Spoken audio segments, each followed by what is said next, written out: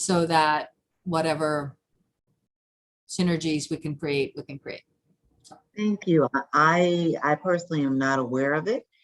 So thanks for giving me this, just kind of the one-liner on it. I will follow up directly with Steve. And so it's a chartered commission? No. It's No. who pulled it into bringing? Was it the state, the city? I'm sorry? Is it a commission under the charter or? No, no, I don't think it's under the charter. It was created by local law. I can send you the law separately, but and it identifies like who the members need to be, and there's some very specific, some more like appointed. There are people appointed by the mayor, people appointed by the city council, by the speaker of the council. Okay. All right, we'll look into that. Yeah. Thank you. So let's see, just looking at the screen, just want to make sure that I have on record, I see Vice Chair Henry Garrido. I see Commission Member Chris Clay. I see Commission Member Lori Danielle Favors, Commission Member Bermudez. Let's see, Commission Member Yu, Commission Member Hamilton, Commission Member Thompson. So if I'm on point, then at this point, we do not have with us, we do have quorum, but I don't yet see commission members, Mateo, let's see, Mateo, Davies, and Kebe. But we do have quorum to begin. So let's get to it because we've got a full agenda. Let me first say good afternoon and good to see all of you. Anna, everything okay? Yeah, no, I'm just looking at the attendees, and Kay is on in that apparently as an attendee and not as us. Okay. Got it. We will move him over. Hi, everyone. As you can see, this is our first meeting on Zoom, which is great, easier for everyone to join and for the general public in terms of accessibility. But we do need to manually move people over to the webinar feature. So thank you for that. Good, good. Thanks for calling that out, and good to see you, Commissioner Bain. Glad everyone is with us for what is this our third or our fourth meeting? I'm having a hard time remembering at this point. I want you all to know it's our fourth. We have, in addition to the public, we have more staff who are on this Zoom with us. And in just a few minutes, Executive Director Ben Kochman will introduce you to the staff members that have joined us. But I want you to know that although it's been a few weeks since we last met, no grass has grown under our Executive Director's feet, nor those of the staff that she has on board with the commission now. A lot of great work has been happening, a lot of planning activities underway, and we're going to spend a great part of our conversation today talking about that. Talking about the work that's underway, the overall aim of this meeting is to center on the work of the commission for the next several months, mainly the active outreach and engagement with the public, with experts, be they persons with lived experience, persons who have been on the front lines fighting for justice, whether it be in social services or as advocates and community activists. We'll also be talking to persons from academia, just trying as best we can to hear as much as we can about the experiences that now need to be addressed through structural changes.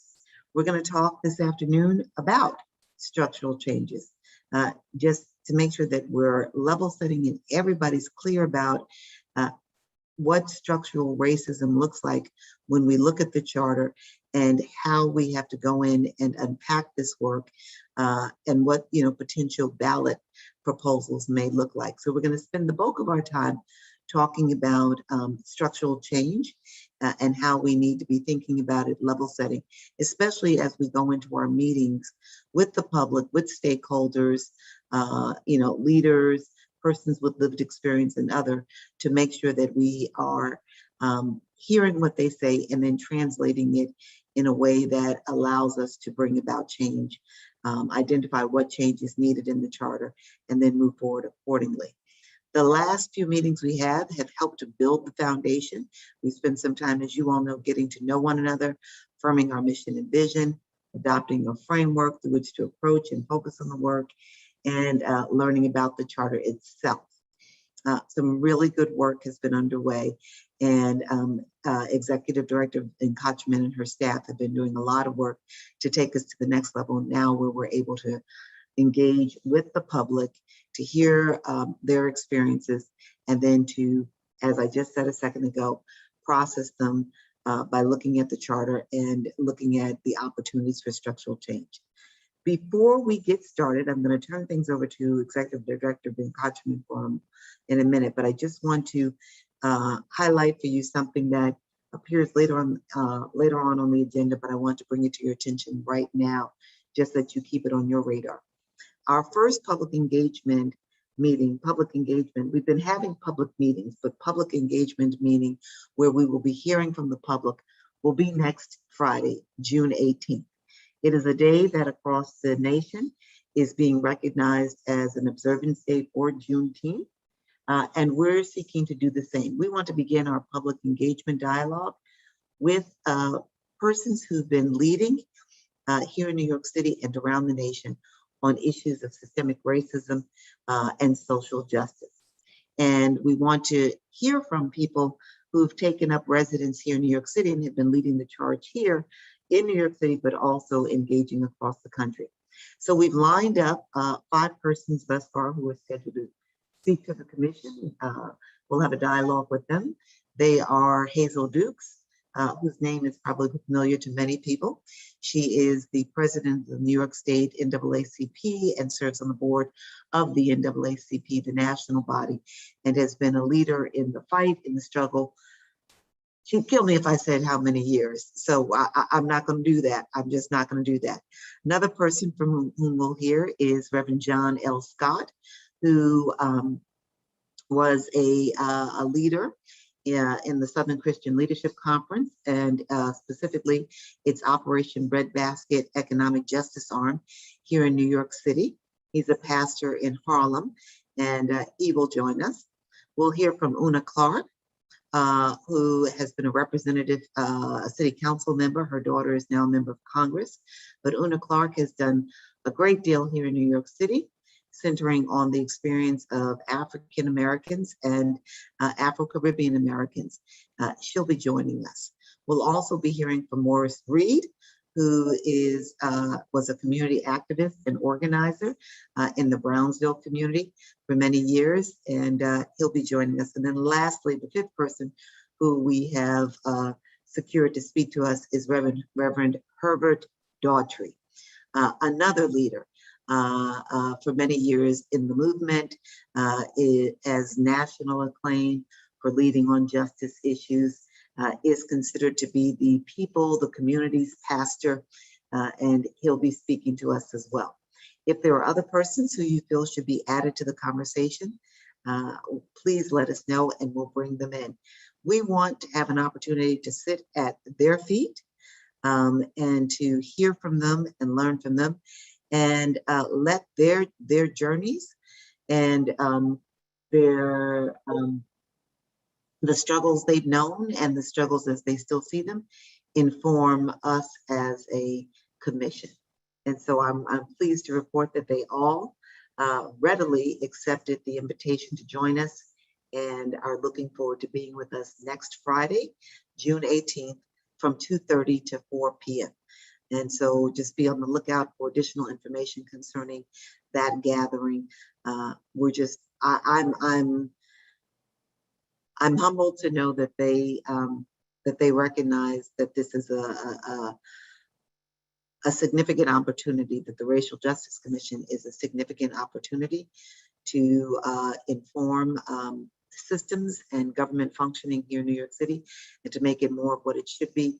And that when asked, they immediately responded affirmatively, saying that they would be a part. And so just put that on your calendar, and please, I know you're busy, but if you can make an effort to attend, that would be great. I'm going to now just turn the meeting over to Executive Director Ben Kottman. And again, I can't say enough about the hard work that they've been doing. It's been a few weeks since we've come together, but it's certainly not because there was nothing to do or nothing to talk about. They've just been laying the groundwork, doing the groundwork to put us in position to be ready to run. And we're ready to run. So turning over to you.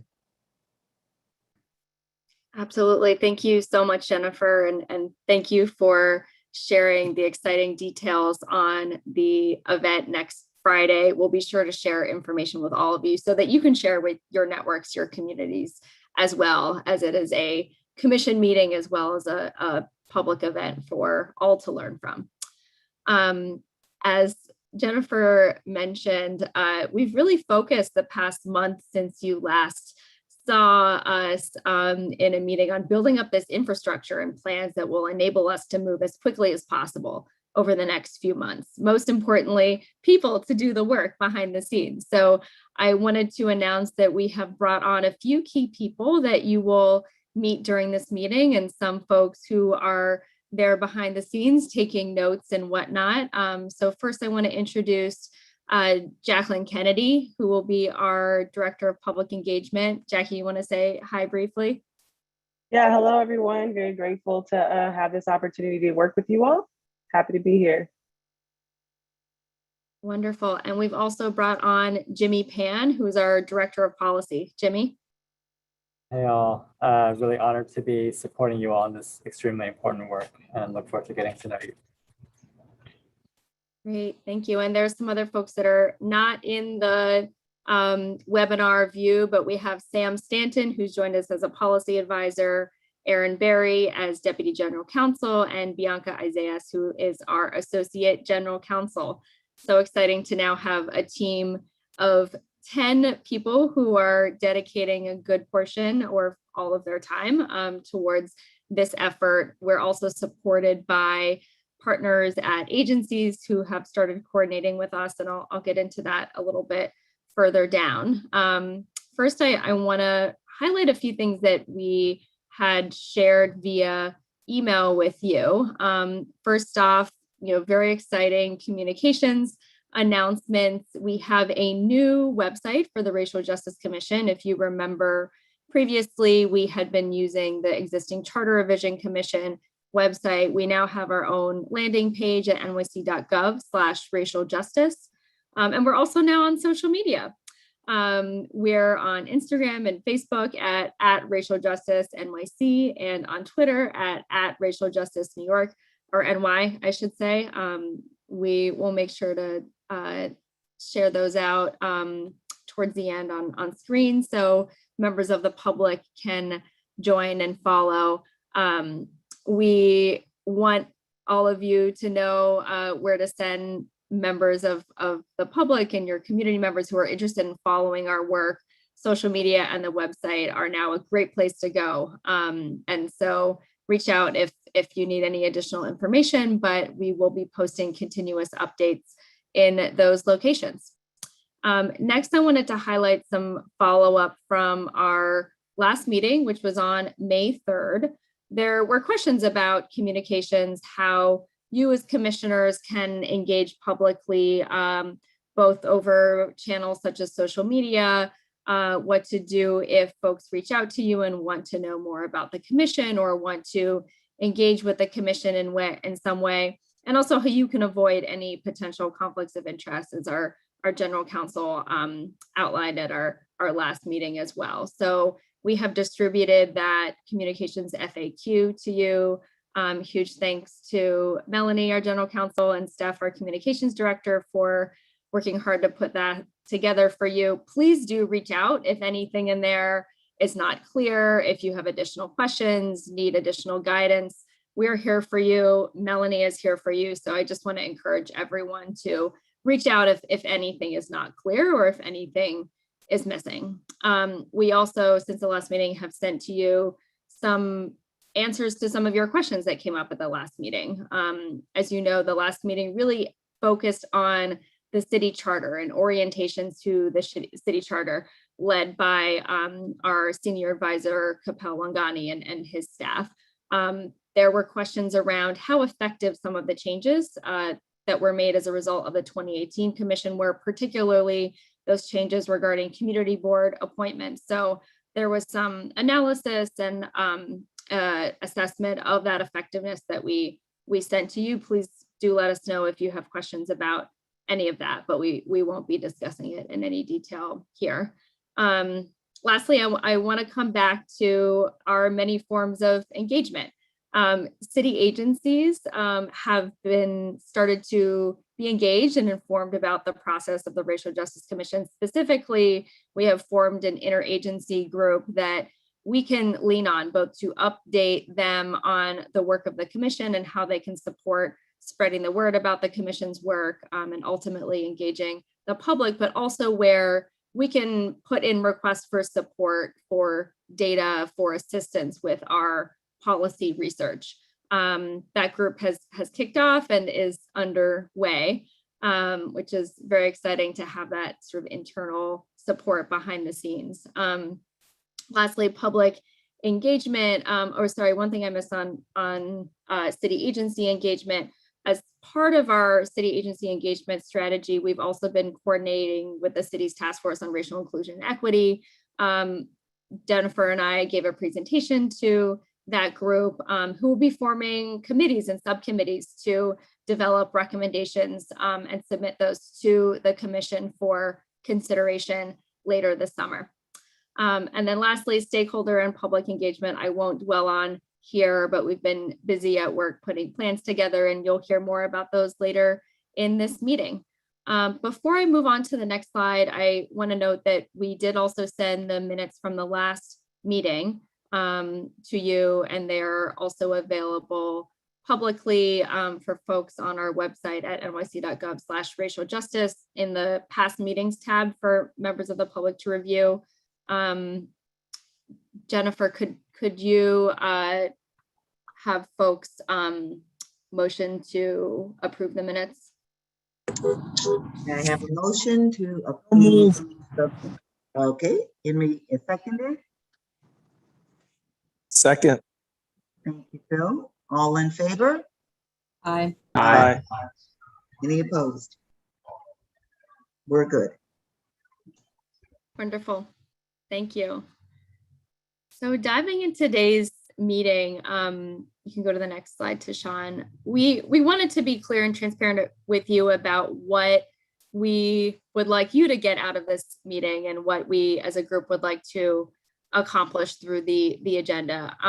First off, we will spend time diving into what we mean by structural change. And through that, we would like everyone to walk away with a shared understanding of what we mean when we talk about structural change. I think this is particularly important as we're entering public engagement for everyone to be on the same page, clear on understanding and clear on how we can communicate outwardly with the public. Second, we want to prepare you to engage substantively with stakeholders and with experts of all backgrounds. We want you to know what our plans are and be ready to be a part of those conversations. And lastly, we would like you to walk away with a clear sense of what our overall public engagement strategy is. I say overall because there are certainly many details that we want to be informed by the early phases of community and public engagement. And we want you to have a clear sense of what your role is in that process.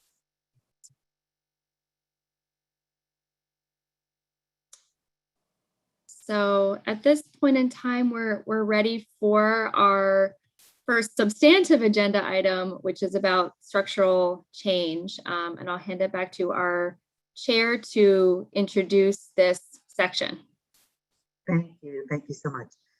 So we were commissioned, established as a commission to address structural changes in the charter. The charter, as we've talked about before, essentially is the law of the land of New York City. It can be equated to the United States Constitution. Over the course of the first several meetings, as we've talked about our work, from time to time, we've talked about specific issues that are of concern to any one of us or several of us. They may center on procurement practices, center on access to capital, how the government works with respect to the doling out of contracts, power structures, whatever it may be. Some of these issues are structural, and some of them sometimes are policy specific, agency specific, or institution specific. What we want to do here before we begin engaging with the public is essentially level set about structural change itself. And the greatest example that I can provide of this that always helps me to center is that the structure is like the laws that birth or prop up whatever systems we then create. Institutions, government bodies, then enact regulations, policies. Some of them have laws pertaining specifically to the institutions, but they are essentially pursuant to what the structural laws allow for or do not allow for. The best example that I always think of is if you think about the United States Constitution that did not explicitly use the word slave, but referred to persons of African descent, allow for them to be considered 3/5 of a person for when it came to voting and census taking. Essentially, by establishing that and allowing that, and there are other provisions in the Constitution, it allowed for slavery to be propped up and to persist.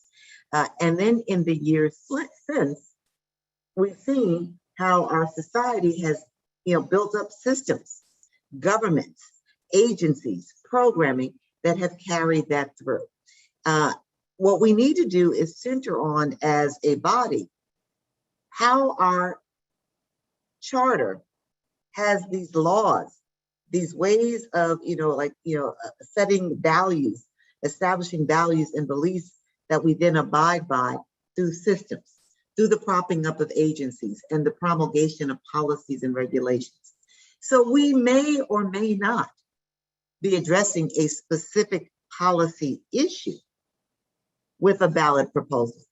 But what we will be doing is addressing the structural law that allows that policy to be propped up. Let me pause there just to make sure, are you with me? Are there any questions about that? I'd rather go ahead, I'm seeing a hand up. Let me respect our system of communication. Henry, and then Kay.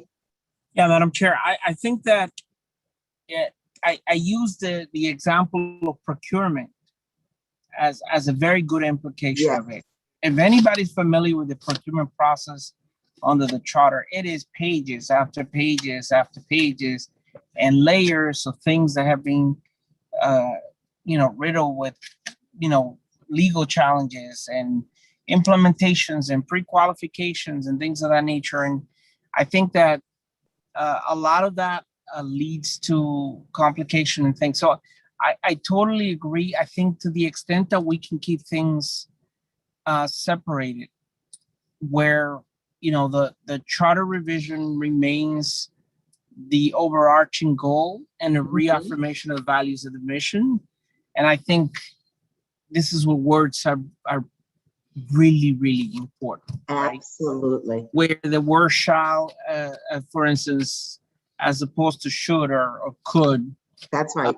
Have a profound effect on the policy itself. That's exactly right. Thank you. I really appreciate your sharing, and I think procurement is a really great example because each and every agency within city government has its own procurement rules. It has to abide by they have to abide by the rules of the procurement policy board, but they may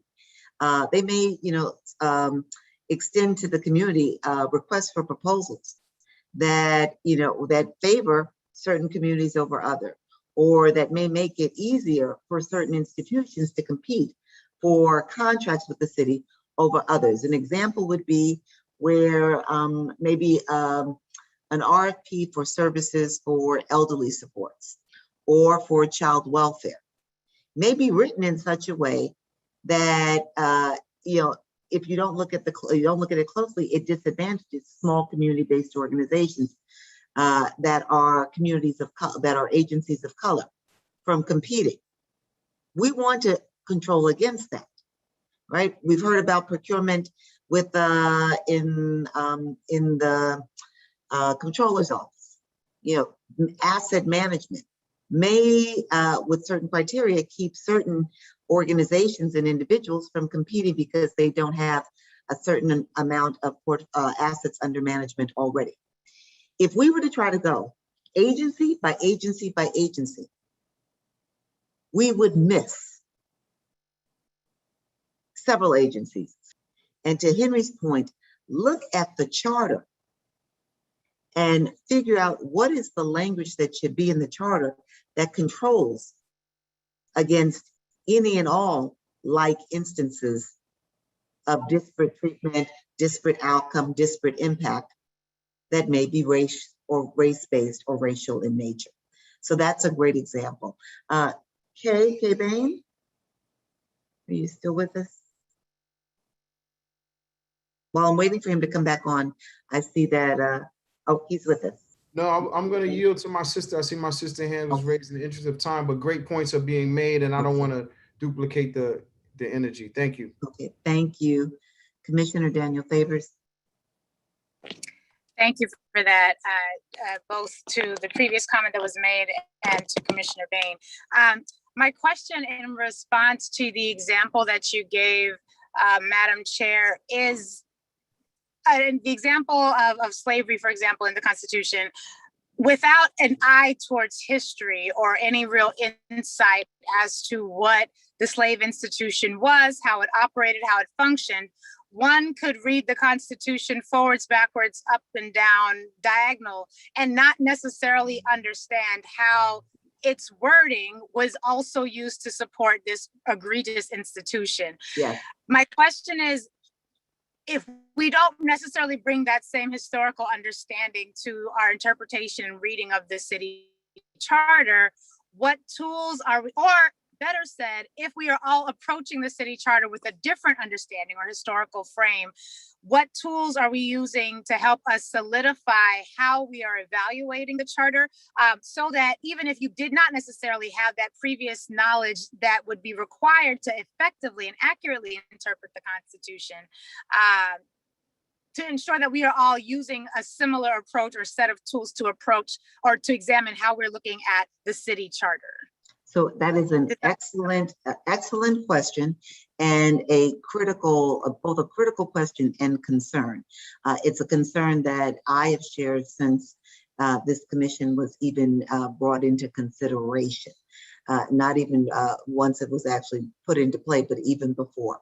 And so what we are doing in part is relying upon commission members who can help us to, look at the issues that are raised, and with a critical eye for how we need to look at how that plays out in the charter itself.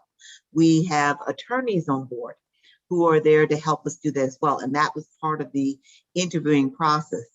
How do they look at this charter, and how do they understand historical, structural and historical racism, and how it gets embedded in law. We have the Mayor's Council, who has presented to us before, that has experience with both the charter, extensive experience with the charter, but also in addressing racism in structures and systems in South Africa. And so we're bringing people together because we know that, to your point, we could miss it, but we're trying to understand it as best as we can. And we know that there's some of us on this commission, like yourself, that have historical knowledge as well as legal knowledge, that are able to look at, the language and to unpack it in a way that others may not. Same with policy. And so it's going to be this effort where we're going to toss this around. We have people on the team with policy experience who are going to help us do this as well. I don't have a real clean way of doing it, other than it's going to be messy, and a lot of us bringing our knowledge and expertise to it. The challenge is that we're operating with a very finite period of time. And so we're going to try to pull on the muscles and the knowledge of varied persons and have a checks and balances system going. Thank you. Really appreciate that question. And we're going to be leaning on you. just to keep helping us to, keep the perspective and that kind of long view, historical and forward thinking. On the slide that is before you, you'll see that it's been titled Equity, Inequity Made Manifest. And one of the things that we just wanted to put this slide up to give a very basic visual for how these laws, these inequity, these laws and practices, policies and what have you, come into being. We know that first and foremost, they're centered on foundational values and beliefs about, who should have, who should not, who is entitled, who is not, who is worthy, who is not, who adds value, who doesn't. And then society allows its, creates these structures, laws, and, that essentially, validate these values and beliefs and put them into play. And then institutions and policies are propped up to carry them out. That being the case, one of our questions and concerns, and we're going to spend a little time on this, is whether we should have in the charter itself a preamble that centers on what should be, shared values and beliefs about, our society, our New York City society, and our government, and what our government should provide for. Said differently, do we believe that all are entitled to basic economic rights? Now, I love that term, Derek, but is everybody entitled to basic economic rights, basic human rights? And what are they? Should they be spelled out in the charter to then ensure that the laws of the charter serve to to enable and to make manifest those basic rights? Presently, the charter does not speak to a value base other than the way it actually plays out. So we've seen in other government structures, an example again would be South Africa. They created a preamble as a baseline to guide and inform the new laws of that land. And so one thought that we have that we'll talk about as a commission is whether or not, one of the ballot proposals we put forward should set a preamble, a statement of values and beliefs that speak to how New York and New York government should support values and beliefs that attend to everybody who resides here in this city. I'm going to pause and ask Executive Director Ben Kochman, is there anything more to be added here? Lorraine, please. I'm sorry. This may be answered by what Executive Director is going to say, so I'll defer until after she's responded, and it may already be answered then. Thank you to you both. What I was going to do at this point is move us into a discussion about foundational values and what are those foundational values that would build on our vision that we want to make sure are clear in the charter, including but not limited to the rights that New Yorkers should be entitled to, the aspects of life that government needs to preserve and protect, and more broadly, what responsibility government has towards people. And it's not written on this slide, but what and in which way should the charter reflect those values? I think we've heard some examples here today where intention and words and then what ultimately happens don't always match up.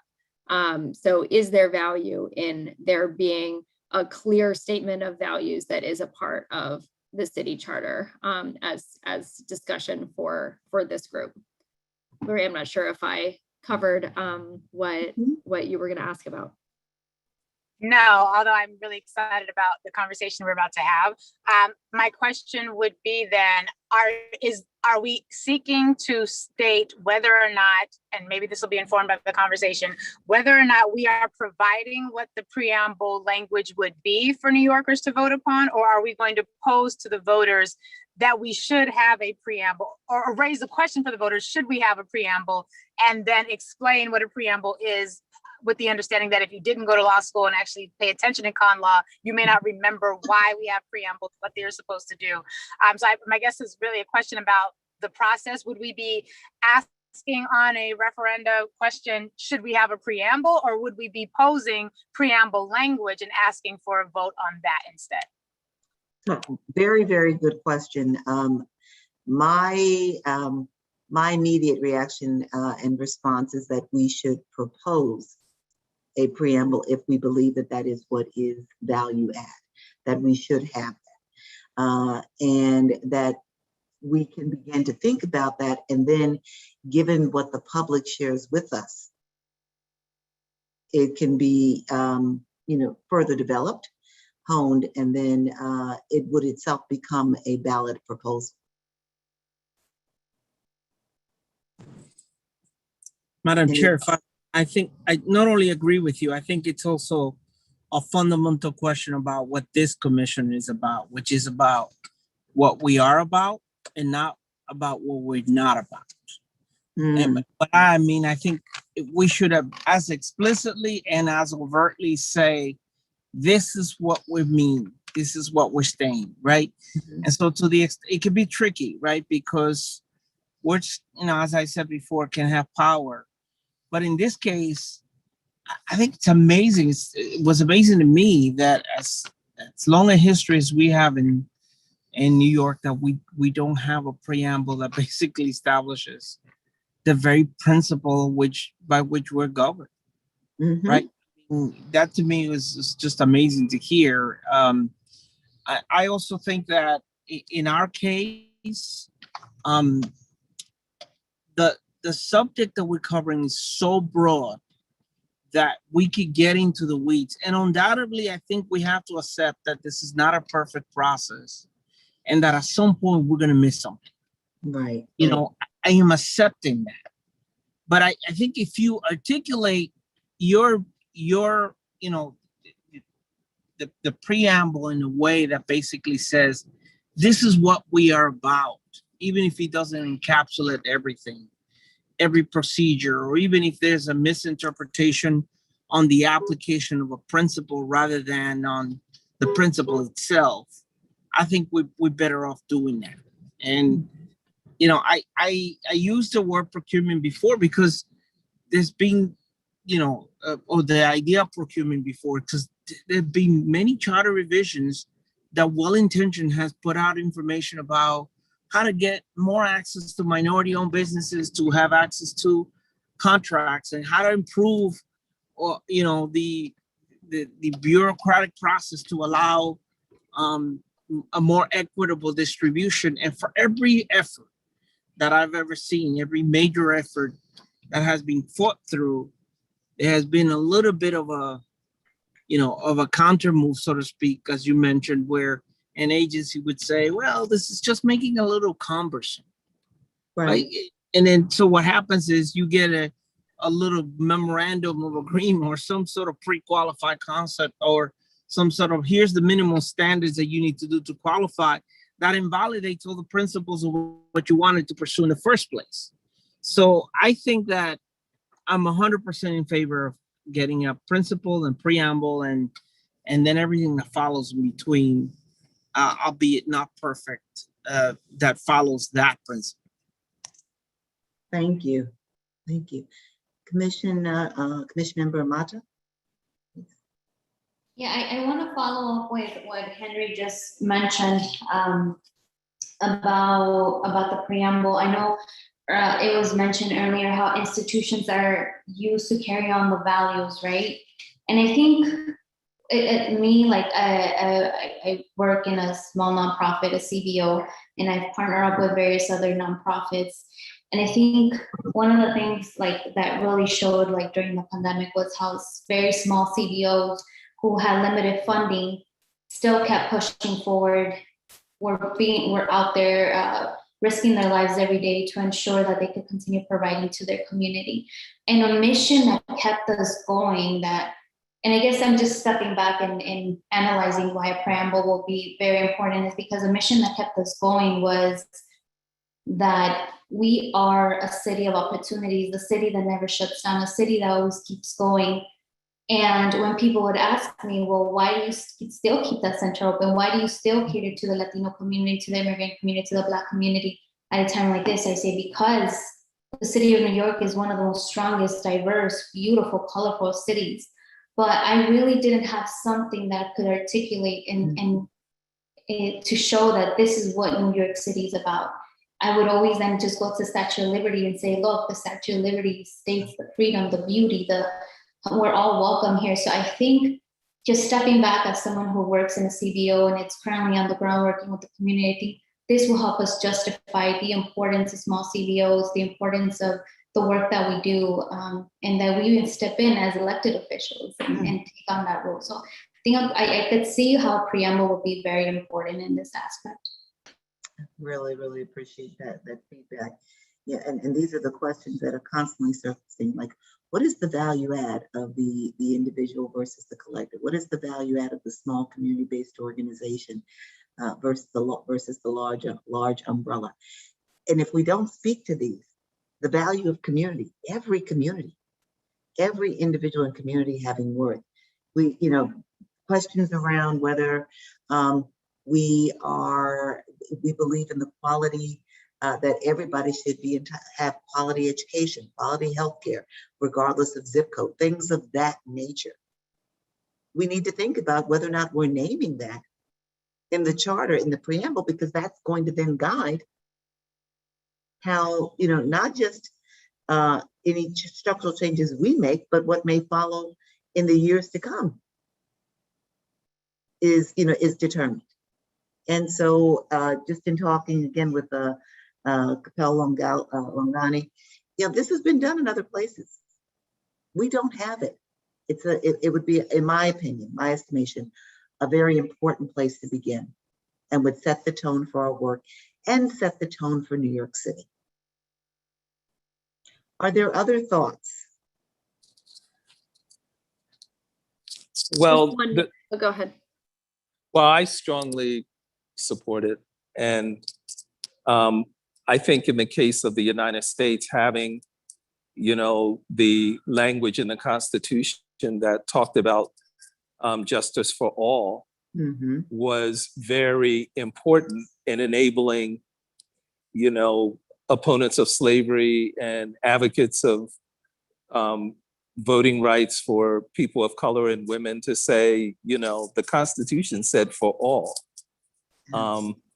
And I think having something at the city level that even if the commission don't address everything, but it lays the groundwork for people to say, look, this policy is in contradiction to our city's constitution, our city's charter is itself a powerful tool.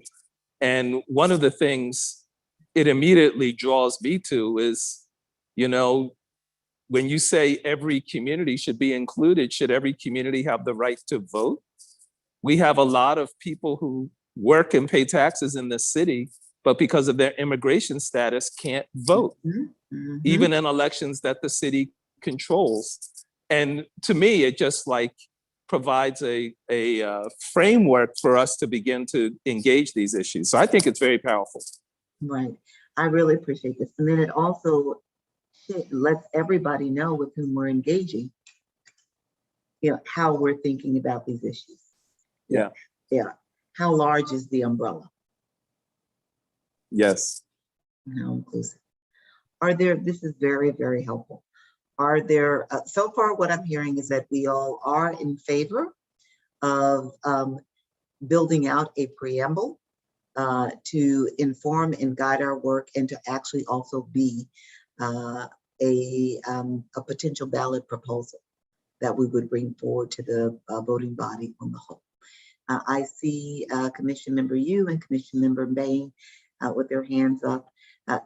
If you don't mind, Commission Member Yu, I'm going to go to Commission Member Bain because he keeps deferring to others, and so I want to hear from him. Thank you so much. I'll try to be brief. So when we work in some of the most challenging neighborhoods in New York City, to interrupt violence, to do community mediation work, violence interruption work, conflict resolution, challenging work. One of the first things we do to level set with those interrupters or credible messenger on the ground is we establish a code, quote unquote code. It's like the preamble, but in it, there'll be 10 or so points. And those points protect all of us that do the work and those of us in the community. So when someone steps outside of, there's a behavior that is not reflective of the mission and vision of the unit that is in this area, working in a very stressful situation, we can say, oh, please don't look at us with your eyes turned down because that person or person stepped outside of the code. And we can present this to you. The community always knows, for example, one of the first things we say is we're here to protect all human life, elders, seniors, children. So these 10 points in the code create, and the process, last thing I'll say, to building the code in different organizations is a beautiful process because you start with looking at what principles and values do those involved and invested hold in highest regard. And from that, you start to say, so what does that look like in practice? And those elements start to spawn out. And it's just a beautiful process to create it. And we've done it ourselves, but also in organizations who do similar work. So when you say preamble, that's what triggers me. It makes me think about the code that we build. Very much aligned, and just the word code itself really brings to life what we're talking about here. It's a guidepost, but it also it's a standard setter and helps us, as Commission Member Thompson was talking about, to identify when we are not abiding by it and stepping away from it, and it maybe can bring about greater accountability. Commission Member Yu?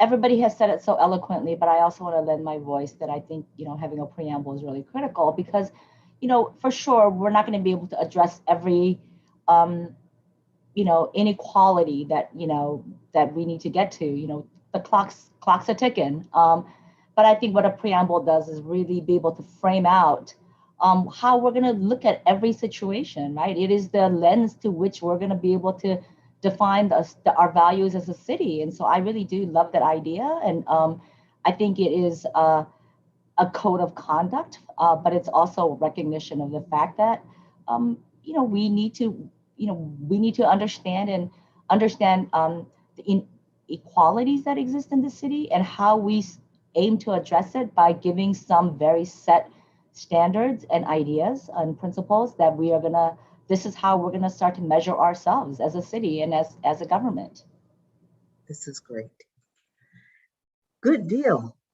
I think that we are of one mind, of one accord. Commissioner Mata, do you have another point that you'd like to raise? Yeah, I think also what I agree with Deputy Mayor Thompson. Currently, when we look at our Constitution as our guidance, whenever there is discrimination against any community, we always look back at the Constitution. I think with this preamble, it sets that precedent for us. If there's an issue, a policy that we want to move forward and push, we could use this preamble like we use the Constitution to pass something. I think with what Deputy Mayor Thompson mentioned right now, not everyone here has the right to vote in the city of New York, despite all the work that they have done, right? I think like the immigrant community was so essential during the pandemic. And I was just thinking of them, how many of them don't have the right to vote here in municipal elections. And despite the fact that there's a legislation that's currently being pushed to pass, which is our city, our vote, our city. And there's really nothing that we could look back at and say, like, it says it right here that this is the city of New York, that we should push for this, that we should pass for this,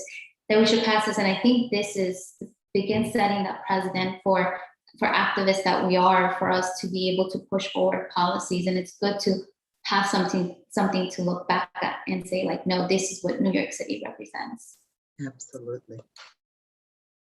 Agreed. At this point, I know we're having such a rich conversation that I hesitate to move us on. We're good. I think we have agreement here, and we can begin the work of building this out and coming back to the body with some language to which to react. If you have, let me just quickly say that if you have thoughts about what should be included in the preamble, Commission Member Bain, I'd love to see your code, just to give us some a baseline. But if you have thoughts and ideas, please share them with Executive Director Ben Kocherman, and we'll be on our way. Absolutely. And we can also share back with everyone else what you sent to us, and also the research that our team and Capel's team has pulled together, so that you can work with us to draft what this could look like and how we want communities involved in the process too. So at this point, I'm going to bring to the virtual stage Senior Advisor to the Commission, Capel Lagani, who will take us through deepening our thinking and our clarity on what we mean by structural change and what types of revisions to the charter we're looking for. Thanks, Anusha, and thank you, Madam Chairwoman. I just want to back up, sort of support what everybody was talking about, and my knowledge of the South African Constitution in thinking about the preamble. It's interesting. It's only about, I would say, it's 21, 22 lines, and yet it has some of the most inspiring principles on equality and fairness that one could think of. So as you all are thinking through preambles, just know that historically speaking, there are many preambles that are very long, some that are very short, and I would argue more effective, embodying the issues that many of you are thinking about. So I'm going to switch over now and talk a little bit about structural change. And I think I'd like to start by just talking about task that you all have been given. When you talk about structural change, I think if you ask 11 people to define structural change, you're probably going to get at least 10 different answers, if not 11. The task that you've been given is exceptional. And when I think about structure, I think about values. What needs to change about New York City government to promote the values of this commission? And it obviously you representing all of New York City. What are the values that this Charter Revision Commission represents? When I think about the South African Constitution, there are many, many examples, one of which is environment, for example. Section 24 of the South African Constitution refers to environment and says that everyone has the right to an environment that is not harmful to their health or well-being, and to have the environment protected for the benefit of present and future generations through reasonable legislative and other measures that prevent pollution, promote conservation, and secure ecologically sustainable development and the use of natural resources, while also promoting justifiable economic and social development.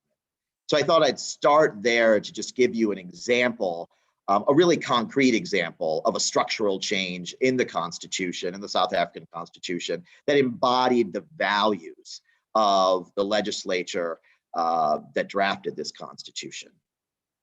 We can go to the next slide, please. The stated goal of the Commission is to identify and propose structural changes and significant policy reforms that will advance racial justice and equity. And as you begin considering changes to the Charter, I want to highlight the need to think about values and the structures that embody those values. Mm-hmm. Listed on the PowerPoint are different city government institutions and processes. And the structure of these institutions represents a value judgment. So let's take, for example, the ULURP process.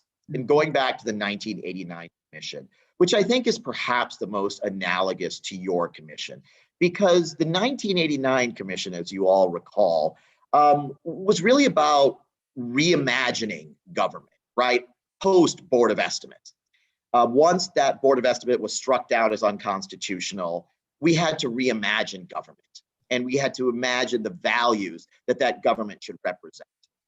So one of the things that the Commission addressed was ULURP and amending the city's land use processes to include a new review stage in the ULURP process.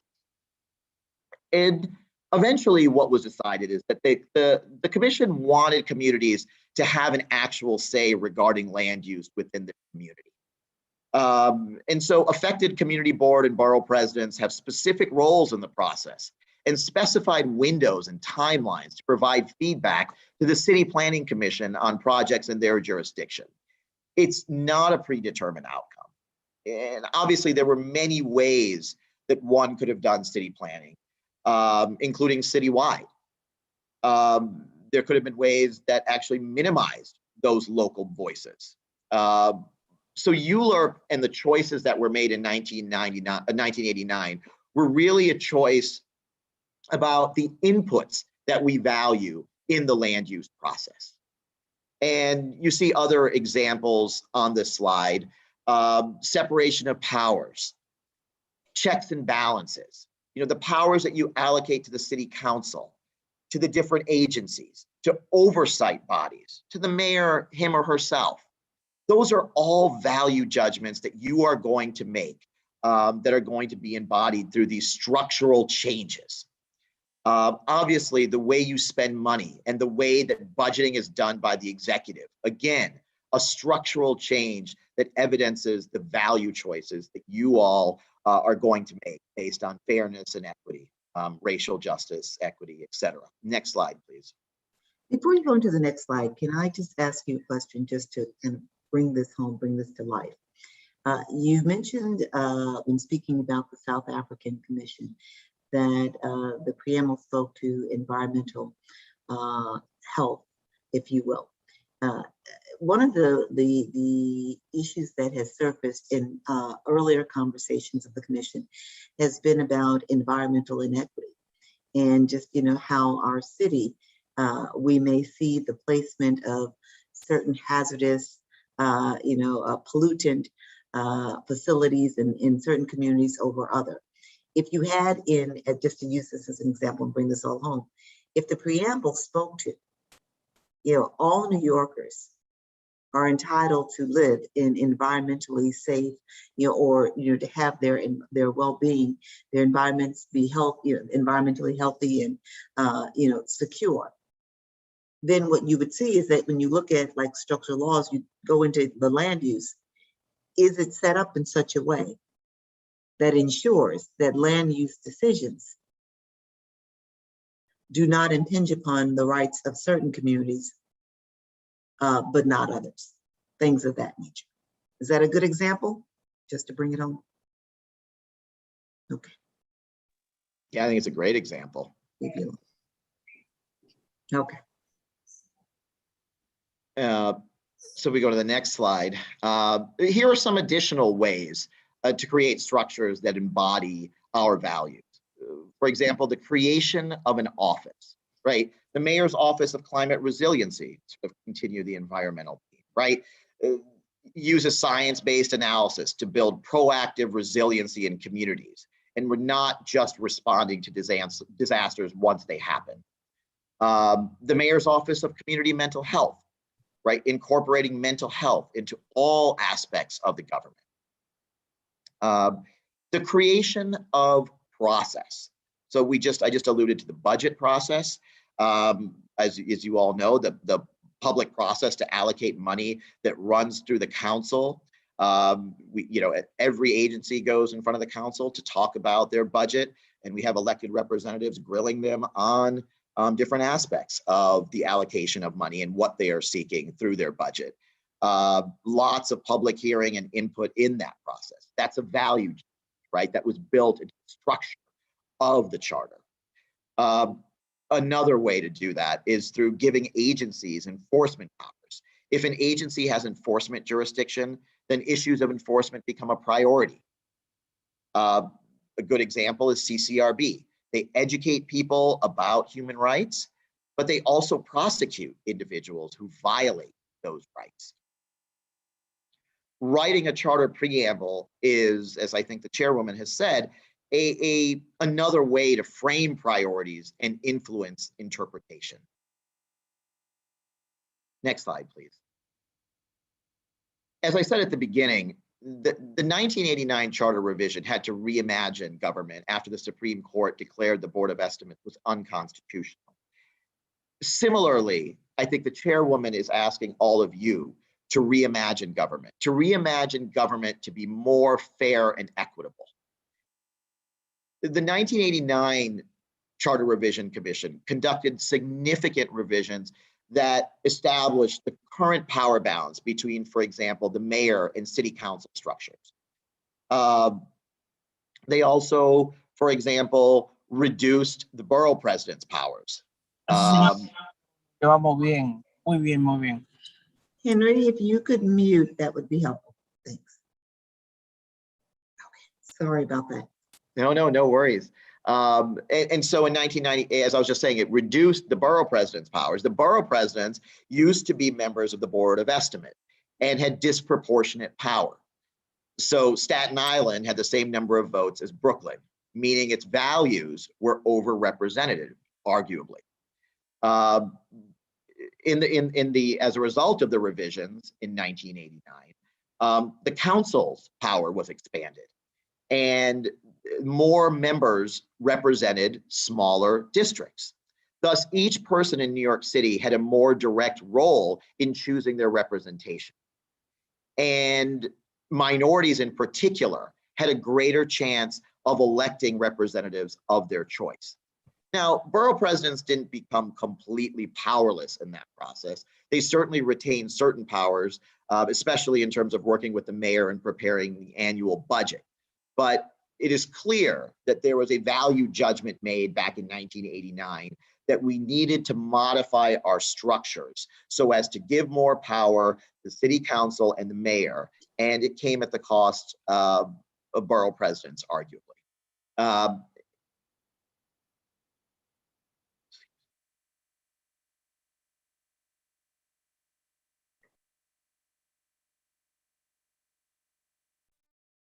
I'm sorry, I was going in and out. I apologize. I think I'm back on. Can you hear me, Madam Chairwoman? Yes, yes. Okay, I apologize. No worries. So we added a total of 16 city council seats to improve neighborhood representation, thereby greatly expanding the powers of a more representative council.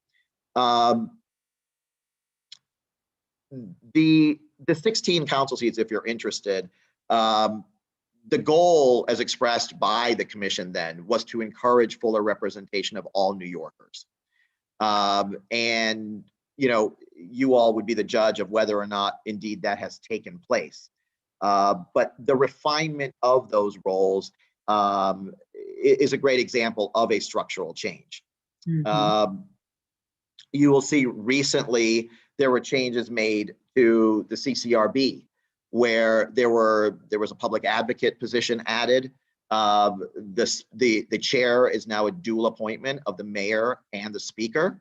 So again, a structural change to a body. It was that again evidenced that particular commission's values. So again, when you all are thinking about structural change, you should be thinking about values, because when you look back at your predecessors, as well as the South African Constitution Convention, so to speak, they never called it the convention, but the discussion there was not about structure, it was about values, and the structures embodying those values. So with that, Madam Chairwoman, I will turn it back to you, but I really think it's important that people from the very beginning think at the higher level that you've always encouraged us to think of. And some of the more micro changes that we're talking about will fall under these structural umbrellas, these broad, but you've got to start at a much higher level in order, because you're not talking about changing things like one or two things here and there. You're really talking about reimagining this charter in a very similar way to what happened in 1989. And that is a very, very different task than the last, 30 some odd years of charter revision commissions have been tasked with. I so very much appreciate all that you shared, and I want to provide an opportunity to commission members to ask questions of you. I will begin because I want to make sure that that I am clear, and and perhaps in me being as clear as I possibly can, others will be as well. And so if we just stay with environmental racism, or let's turn into the positive, environmental well-being. What, as a value, everybody, all New Yorkers should reside in communities that are environmentally safe. We should not have a situation where children growing up in one neighborhood are more exposed to pollutants that affect their breathing and are more likely to become asthmatic. Just using that as an example.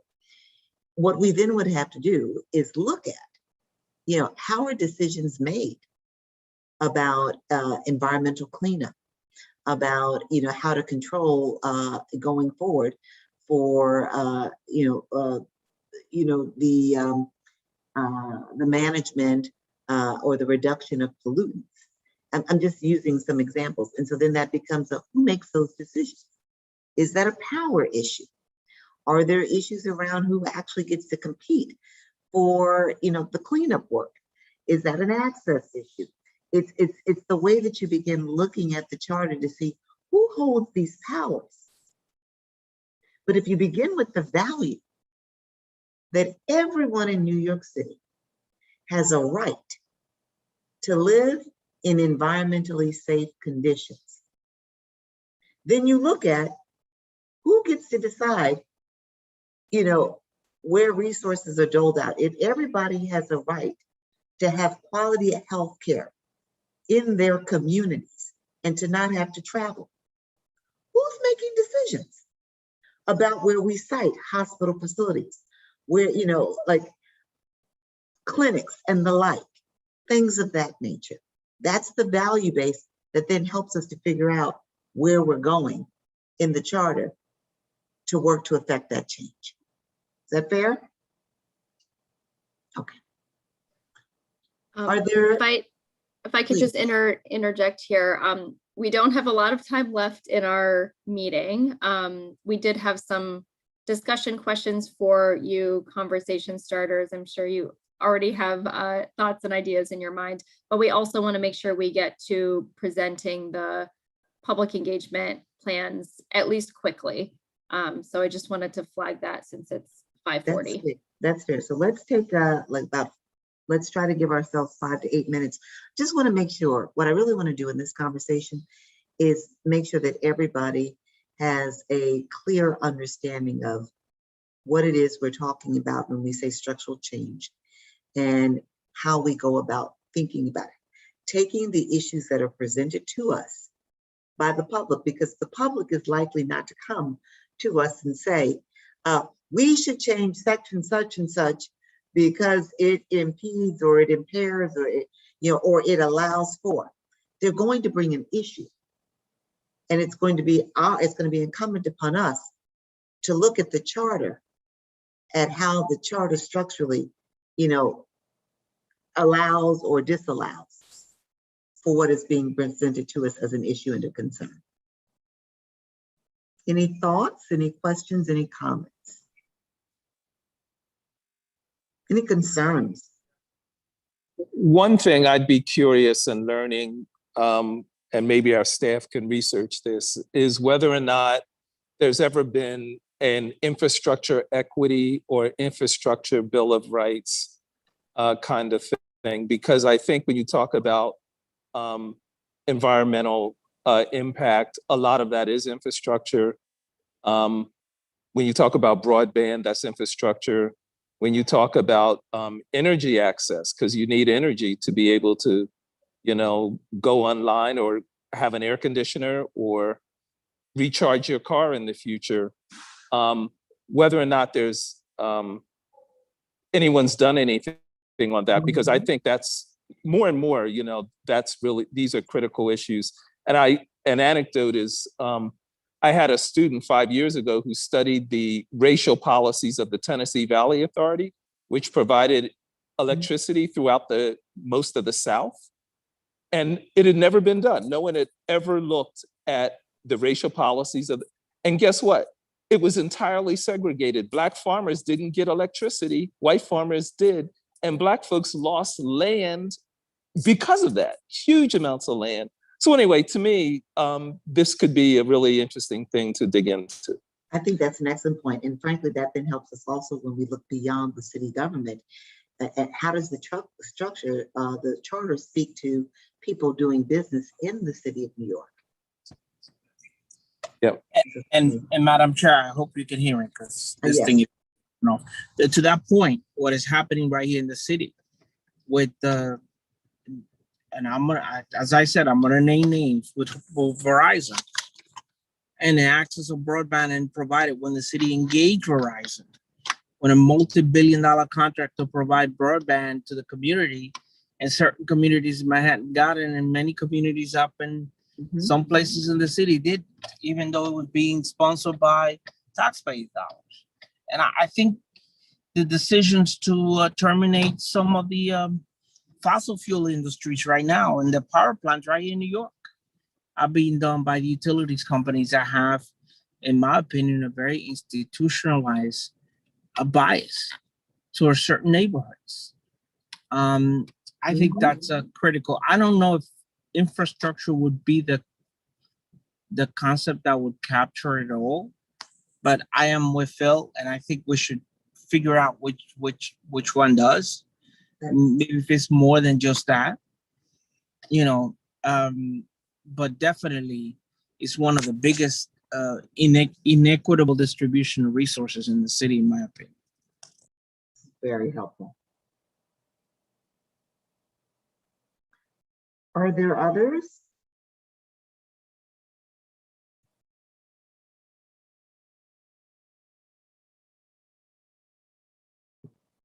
I see very pensive looks. That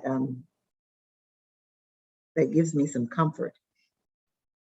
I will note, we will share with these slides with you in follow-up. We also post them on our website publicly. I know there's a lot to digest here, so we will make sure we get them to you and encourage conversation in the days and weeks ahead.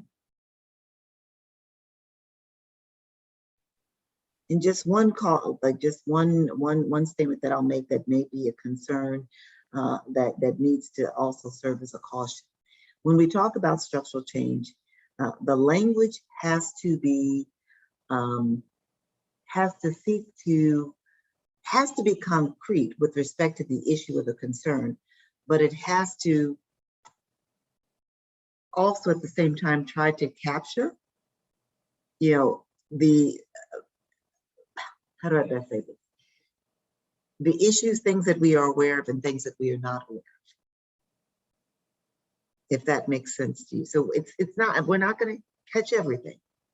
But if we're talking about environmental racism and addressing environmental racism, we may not speak to every specific environmental issue, but the preamble itself can speak to what we believe all New Yorkers should experience when it comes to their environmental health and well-being. What constitutes, environmental health and well-being? What constitutes, every New Yorker having,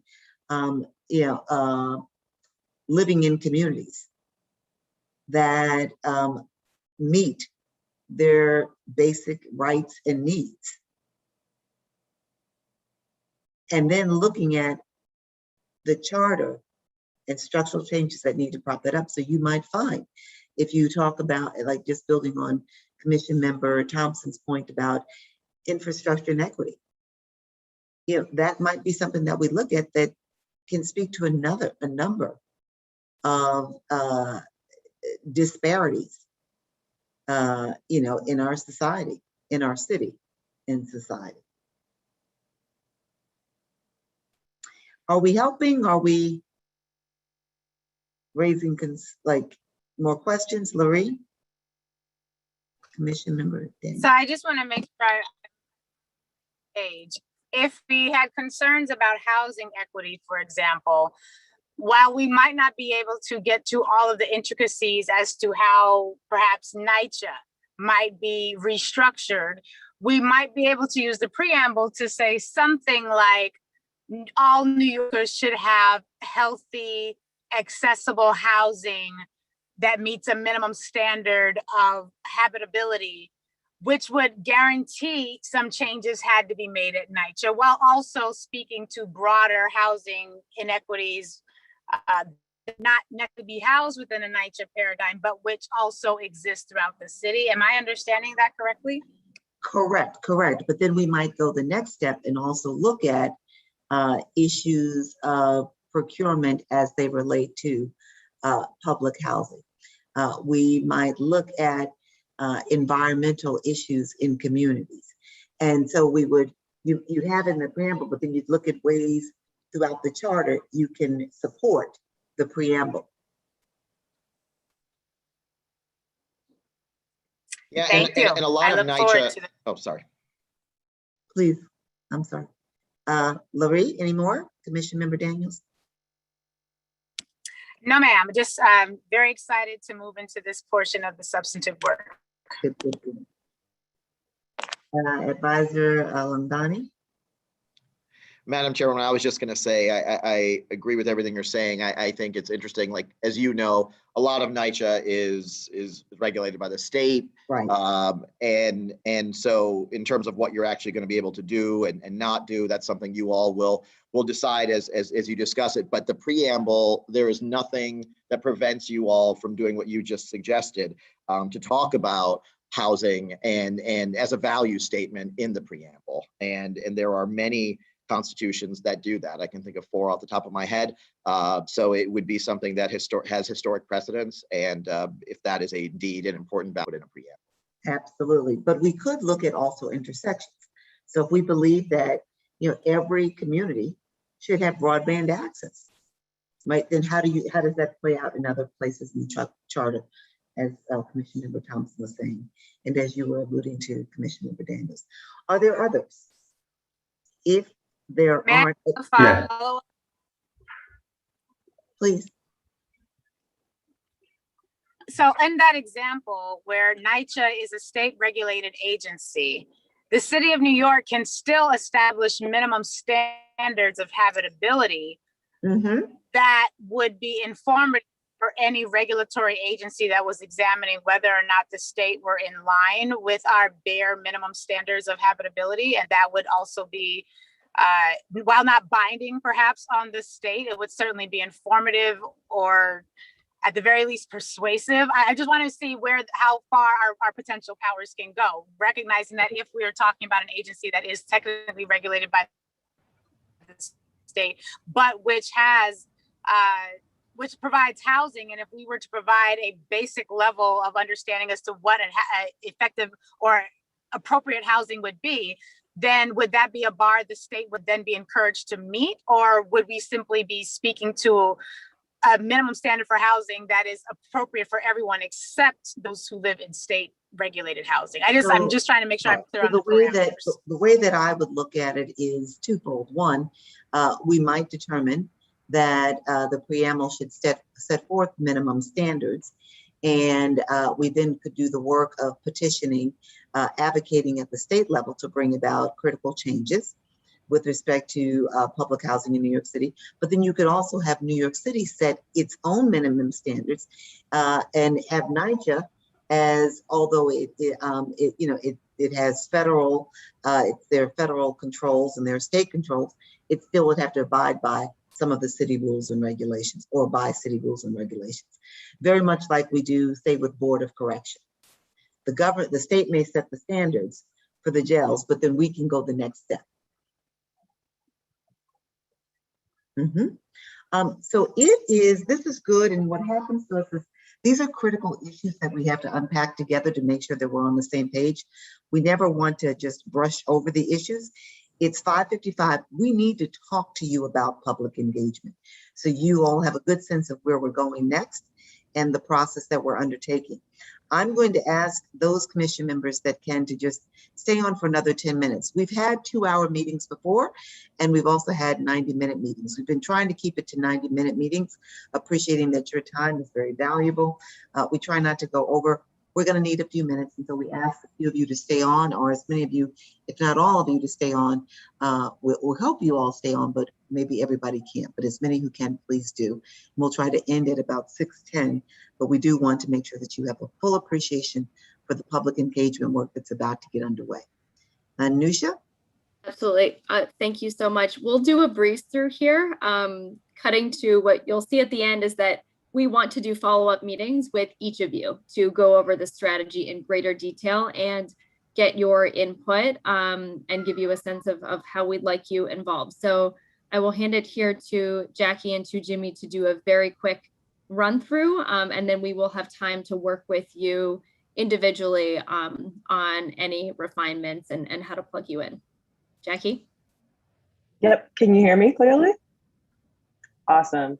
Okay, so quickly, we've outlined our public engagement in 3 phases. So each phase of engagement builds upon the knowledge gained in the prior engagement. As you can see below, our city agency engagement occurs throughout this entire process. Our first phase will launch this month, and it will be preliminary conversations that are held in private, but with targeted external stakeholders. These include civil rights leaders, racial equity scholars and leaders, and key stakeholders that are organized by issue area. And the real purpose of this, these targeted preliminary conversations, is first and foremost to gain trust and buy-in, to focus the preliminary policy research that we've already been doing, and begin to narrow in on how we talk about and identify solutions to structural racism. And very importantly, we really want folks to share honest feedback on the process that we put forth through our Racial Justice Commission framework. In addition, holding these conversations privately will allow for candid conversations from stakeholders and allow the commission time to build and refine what we want to talk about, how we want to successfully facilitate public events, which will occur in phase 2. So for phase 1, for the preliminary conversations that I just outlined, we'd love to have 1 to 3 commissioners present at these conversations. And again, we'll talk a little bit more about what that looks like in some of the coming slides. So phase 2 of engagement is our public meetings, where we work with our consultant to hold listening sessions, focus groups, community-based workshops, surveys, and other events that we hold. Phase 3 of the engagement will focus on reviewing our preliminary draft and producing our final recommendations. So where are we now? Actually, sorry, go back again. One more. Yeah. So where are we now? We're currently in phase 1, focused in on the first 2 thematic stakeholder groups, which is the civil rights leaders and the racial equity scholars leaders. Before the end of June, we want to meet with these groups. Simultaneously, we'll be planning our issue area stakeholder conversations, which will happen soon after. As commissioners, you all are key to who we engage, how we engage, and what we discuss. So we need your support if you haven't already lent it in identifying stakeholders, sending out invitations, collaborating, and lending your expertise as we plan these meetings, and sometimes even co-facilitating these presentation-based discussions. All right, next slide. So for phase 2 and phase 3 are heavily informed, again, by phase 1. It'll dictate what we talk about, how we leverage our framework of power, access, and opportunity to work at the systems level and stay at the intersection, thus getting us closer to identifying the recommendations we need for our report. Phase 2 will expand on our capacity and bring on expertise through our consultant to have facilitated dialogue with the public about structural racism. So we'll work with the community engagement consultant to gather community-based input. We'll surface ideas, recommendations that inform structural racism-based charter reform, as well as informing our reconciliation efforts, which we don't want to forget about. Some sessions also I want to highlight will be spaces to unearth examples of structural racism as experienced in the lives of New Yorkers who are most impacted by racism. The purpose of the phase 2 engagement is to validate New Yorkers' experiences of racism, build out our knowledge base, bolster the ongoing policy research, reveal unforeseen structural barriers, and enable the truth telling, which is so vitally important to this process. And by phase 3, we'll have a drafted document based on the valuable input we received from the first 2 phases through public hearings, public comments, soliciting feedback, synthesizing all of that input. We'll be able to produce and finalize our recommendations. All right, that was very quick. I'll save the questions that y'all have maybe for the end, and we'll jump to Jimmy for the to talk more about our expert panel. Thanks, Jackie. So by the time we have expert panels in July, this will be your chance to engage with experts, which is academic experts, policy experts, or experts in practice. And have a chance not just to listen, which is the focus of the listening sessions that Jackie is going to be leading, but to actually engage in extensive Q&A with the leaders in the field. So each panel is going to have about 3 or 4 experts, and we're going to ask, as many commissioners as possible to come to each expert panel. And many of you will probably already have ideas for structural change, as will some of the experts. So it's just going to be a really good time to exchange ideas and really test the proposals you may already be thinking about. Right now, they're organized according to the needs that people have to live a fulfilling life. And I'm not going to go through every potential subtopic here, but the idea is that we'll have experts to talk about healthy communities or to talk about economic justice. And by having several experts there talk about different topics, we'll be able to cross-pollinate ideas and start to get to a high level of structural change. For now, the crucial thing I want to mention is that even though expert panels are organized into these buckets, I just really want to emphasize that the commission's proposals are not necessarily going to have to be within one particular bucket. And in fact, the higher level they are, the more likely they are to cross over several buckets at the same time. So we're organizing it this way intuitively, organically, in a way that people understand. But by the time we're putting something onto the ballot, they could touch on many of these systems at once, and we almost hope that they do. Thank you. Yeah, I mean, the very last thing I'll say is just given the timeline of starting these in July, we'll need to move on them pretty quickly. And I think Anusha will mention that we'll definitely lean on you all for ideas for experts to invite to these panels, because you know the experts in the field. Absolutely. So getting us to our next steps. Next steps are meetings with all of you. We want your feedback on both the public engagement and the plan for organizing the expert panels, your thoughts on who we need to tap for the expert panels, who we need to engage both early on in those preliminary conversations and in broader public engagement, and work with you to have a plan for how we can leverage and you can leverage your network. Just moving to the next slide, in terms of public meetings and next steps, we will have our special commission meeting next Friday in honor of Juneteenth with civil rights leaders and community leaders from New York City. And then we have commission meetings scheduled for July and August. I will note that we're at this phase in the process where commission meetings are scheduled for monthly, but you will be joining other meetings such as the expert panels and community listening sessions between these meetings. So do expect to be on a lot of meetings this summer. Not all of them will be mandatory, but these are the ones, the commission meetings where we do need you to make your best effort to attend so that we can hear from key folks, have the discussion and move forward on any critical decisions with the commission, which will certainly be the place that we're at by definitely August and even moving into July. So that's it for the prepared content. I know some folks may be able to stay on with additional questions and comments, and we welcome that.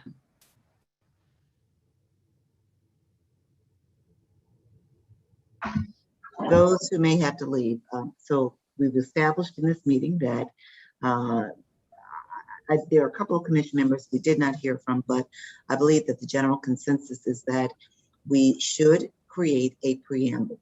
What I committed to is that the staff will begin the work of building something out that we can respond to. But if you have thoughts that you would like to, as they do that work, to inform the creation, please share them with them. Please email them to Executive Director Anusha Venkataraman. Also, if there are examples of preambles that you want us to center on to help guide, please share that. And as I said, Commission Member Bain, we'd love to see the code that you all have created for your work. That could be very, very helpful to us. The public commission meetings that we definitely want your participation in are listed on the screen right now. But we're going to find a way to send to you with some regularity without overwhelming you. Perhaps it's a week in advance, a list of the meetings that are set up with experts, stakeholders, and the like, in addition to the public conversations. So you can have them and you can put as many of them or those that you choose to on your calendar and be a participant in them. We also want you, if you have not already provided the names of experts, stakeholders, community groups, others that you want to make sure we hear from, we want you to give that to us. And then lastly, as we begin to move out and engage with the public later this summer, we have engaged some community outreach experts to help us do that work, but any thoughts that you have for how we can do that, any media channels that we need to engage with to make sure that we reach as many people as we possibly can, and we get to hear from as many people as would like to be heard from, that would be most helpful. Questions, thoughts, comments? I see that we've got one from Commission Member Daniel Favors, so please talk to us. I'm going to defer to Commissioner Bermudez, who I believe had her hand up before I did. I'm sorry. Out of equity. I'm looking at thumbnails, so I'm not. Thanks, Lori. So I forgot that I did have some experts or some people that I thought we should listen to, but can you go back to the previous slide on the groupings of the experts? Is that a set piece, or, you know, because I'm just not sure that family separations within a legal system concept is like strong enough of a statement about, you know, how we treat families as a government in the city.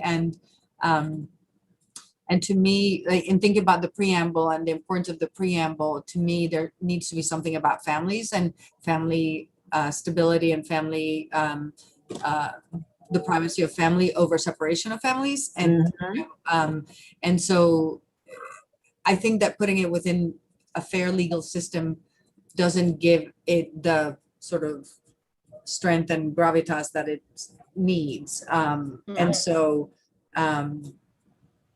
let me ask you, that's a great point, and I agree with you. When you look at healthy communities, should we be centering more on individual family and community health and well-being? I mean, we can talk about it some more. I didn't mean to like start a whole conversation. Just saying, is that speaking to your point that it's right? Absolutely. Something I'll note is that the discussions that will happen with the expert panels are really going to be driven by the experts. So we're organizing them by the topic on the left, but the potential subtopics on the right are just examples of the types of things that they may bring up to help us understand the organization of what's included. So I think that's fair, but what I do want to note, though, Anusha, is that it cuts both ways. This is what they may raise, but there may be things that we also want to hear from them about. Right. And so we have to be right. So a point well taken. But yeah, I'm totally on board with the preamble, and I pass it back on to Commission Member Daniel. Thank you for that. Just a process question. Sorry to be so procedural, but as the city and state are reopening, are these summertime meetings anticipated to be remote, or are we going to be conducting any of these in person, just for planning purposes? That's a good question. For the full commission meetings, they will be all remote, all virtual over Zoom. As far as the more community-based engagements. They will be likely virtual to begin with. We do hope that we can move towards some in-person things once it is advised by our city and is safe. But there will be ways that people are gathering organically in communities over the summer. Some of those may be strategic places for us to sort of tap into those conversations and meet people where they're at. So absolutely look for your ideas on what some of those places and spaces may be.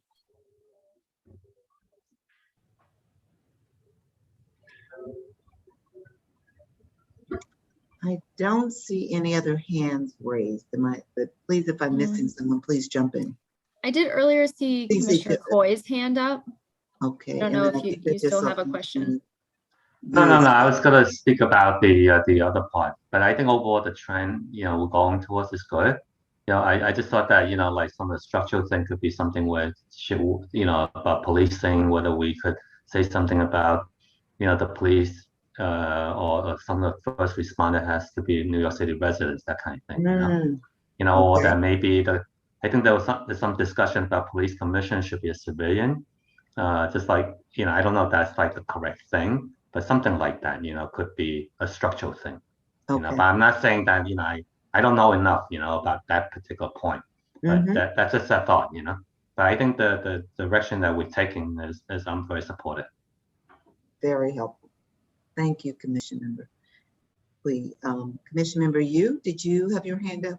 I just have a quick question. The expert panel groupings, Jimmy, will you send that out to us to take a look at and start to fill folks in? Or how do you want us to respond?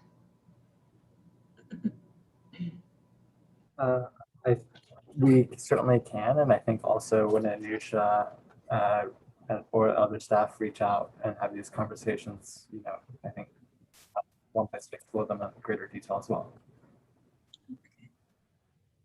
If you have folks in mind now and you don't want to forget them, feel free to just email us a list and we'll make sure they go into our organization system. So we can do it formally and informally. Before we wrap, I just want to ask Commission Member Hamilton if there's anything that he wants to add at this point or any comments. He's good to go, then we're good to go. I think I love the preamble idea. I see we're going to be moving warp speed, so the extent to which we can be engaged and even have a little more insights before that's my only contribution. I think we'll be able to even contribute more and better that way.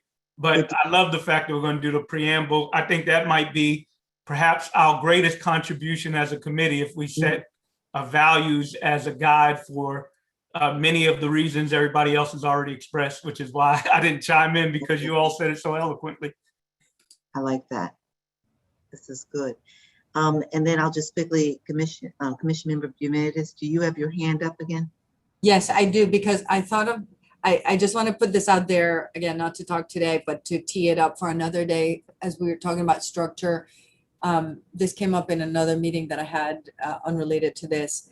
And I don't know if any entity has ever really looked and back to Lori's point of the historical context, etc. How have the police precincts been decided? Who decides what the size, location, and of police precincts are? And do they differ by, does Harlem have more police precincts than the Upper East Side or the Upper West Side? And how are they, what I'm saying? Like how we're talking about defining the police, but let's look at the structure of the police department and the geography of it and why were those precincts created and why, and if we look at where they're located, et cetera. Anyway, so it was. And the flip for me right now is the jails. Right.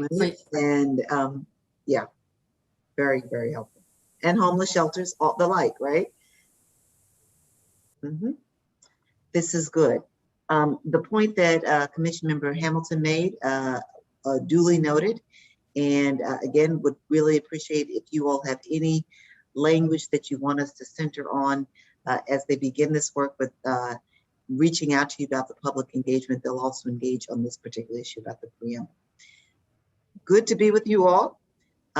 Those who can join us on June 18th, please do. And just stay safe and stay warm, stay cool as best you can. Good to talk with you all. The meeting is adjourned. Good night. Thank you so much. Peace and blessings.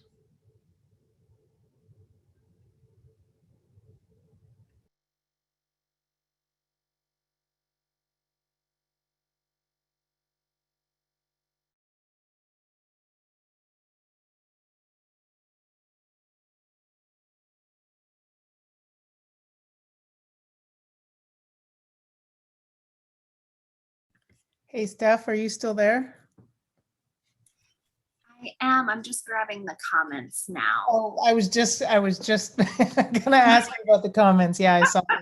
Was hoping that we were making a record. I assume for the transcriber. Yes. Excellent. You're one step ahead of me.